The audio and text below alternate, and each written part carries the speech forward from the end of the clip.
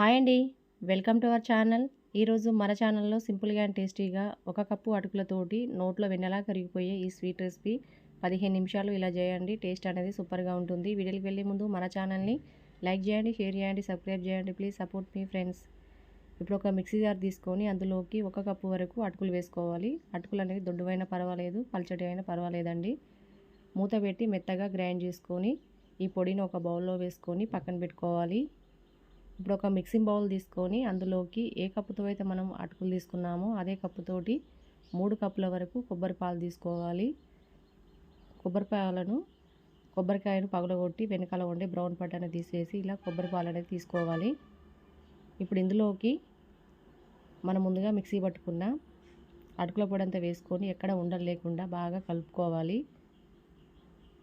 మనం ఇలా కలుపుతుండగానే ఒక నిమిషంలో ఇలా చిక్కబడుతుందండి. ఇప్పుడు ఈ బౌల్ని పక్కన పెట్టుకోవాలి. ఇప్పుడు స్టవ్ మీద ఒక ప్యాన్ పెట్టుకొని అందులోకి మనం ఏ కప్పుతో అయితే అటుకులు తీసుకున్నామో అదే కప్పుతోటి 1.5 కప్పుల వరకు బెల్లం వేసుకోవాలి. ఒక అరకప్పు వరకు వాటర్ వేసుకొని ఒకసారి అంతా బాగా కలుపుకుంటూ బెల్లాన్ని కరిగించుకోవాలి. ఎలాంటి పాకం అనేది రావాల్సిన అవసరం లేదండి. జస్ట్ బెల్లం అనేది కరిగితే సరిపోతుంది. ఇప్పుడు ఇందులోకి మనం ముందుగా పక్కన పెట్టుకున్న అటుకుల మిశ్రమాన్ని ఇందులోకి వేసుకోవాలి. ఇప్పుడు మంటని లో టు మీడియం ఫ్లేమ్లో పెట్టుకుంటూ ఎక్కడ ఉండలనేవి లేకుండా ఇలా కంటిన్యూగా కలుపుకుంటూ దగ్గరికి అయ్యేంత వరకు ఉడికించుకోవాలి. ఇలా కంటిన్యూగా కలుపుకుంటూ దగ్గరికి అయ్యేంత వరకు ఉడికించుకోవాలి. 5 నిమిషాల తర్వాత చూపిస్తున్నాను చూడండి. ఇలా దగ్గరికి ఉడకడం అనేది స్టార్ట్ అయిందండి. ఇలానే కంటిన్యూగా కలుపుకుంటూ ప్యాన్కి సపరేట్ అయ్యేంత వరకు ఉడికించుకోవాలి. 10 నిమిషాల తర్వాత చూపిస్తున్నాను చూడండి. మెల్లమెల్లగా దీంట్లోంచి ఆయిల్ అనేది రిలీజ్ అవుతుంది. మనం కొబ్బరి పాలం వేసాం కాబట్టి ఎలాంటి నెయ్యి కానీ నూనె కానీ వేయాల్సిన అవసరం లేదండి.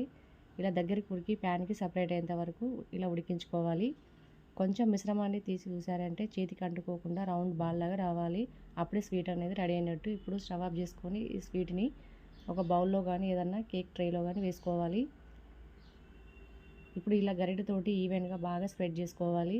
ఇలా స్పూన్ తోటి అంతా ఈవెన్గా ఇలా స్ప్రెడ్ చేసుకోవాలి. ఇప్పుడు ఈ స్వీట్ని పూర్తిగా చల్లారనివ్వాలి.